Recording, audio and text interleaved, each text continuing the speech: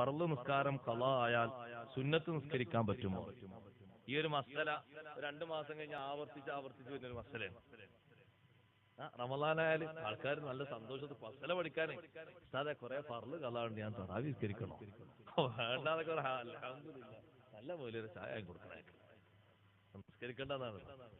എന്താണ് ആ പറഞ്ഞതിന്റെ താല്പര്യം? ഫത്ഹുൽ മസ്അല വമൻ ഫാത വമൻ അലൈഹി ഖളാഉ സ്വലാഹ്.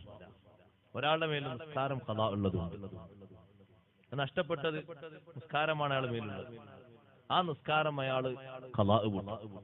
എന്നിട്ട് അവിടെ പറഞ്ഞു, സൈനുദ്ദീൻ മഖ്ദൂം തങ്ങൾ, ഇബ്നു ഹജർ തങ്ങളെ ഫത്വ പറഞ്ഞു, യൽസമുഹു ജമീഉ സർഫു ജമീഇ സമനിഹി, സമയം മുഴുവനും അത്യാവശ്യമുള്ള ഉറക്കം, അധ്വാനം, സമ്പാദ്യം, അത് അങ്ങോട്ടും ഇങ്ങോട്ടും പോയി വരലിന്റെ സമയം മാറ്റി വെച്ച് ബാക്കിയുള്ള സമയങ്ങളൊക്കെ ഈ ഖളാഇന് വേണ്ടി വിനിയോഗിക്കൽ നിർബന്ധമാണ്.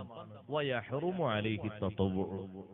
ഇങ്ങനെ ഖളാ വീട്ടുന്ന ആള് സുന്നത്ത് നിസ്കരിക്കരുത്, ഹറാമാണ്. അപ്പൊ ഖളാ വീട്ടുന്ന ആൾക്ക് സുന്നത്ത് നിസ്കാരം ഹറാമാക്കിയത് ആ ടൈമും കൂടി ഖളാഇന് ഉപയോഗിക്കണം എന്ന് പറയാൻ.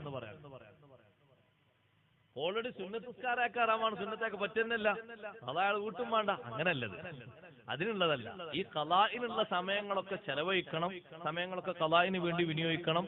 സുന്നത്ത് നിസ്കാരം നിസ്കരിക്കേണ്ടതില്ല, ഹറാമാണ്.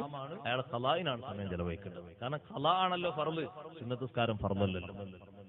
അത് പ്രത്യേകം പഠിക്കേണ്ടതാണ്. ഇനി തറാവി നിസ്കരിക്കാതെ ഒരാൾ നിസ്കാരം ഖളാ വീട്ടാണെങ്കിലോ നല്ലതാ, ഖളാ വീട്ടൽ തന്നെയാണ്. കുറെ ഫർള് വീടി കിട്ടൂലേ, ഖൈറ തന്നെ.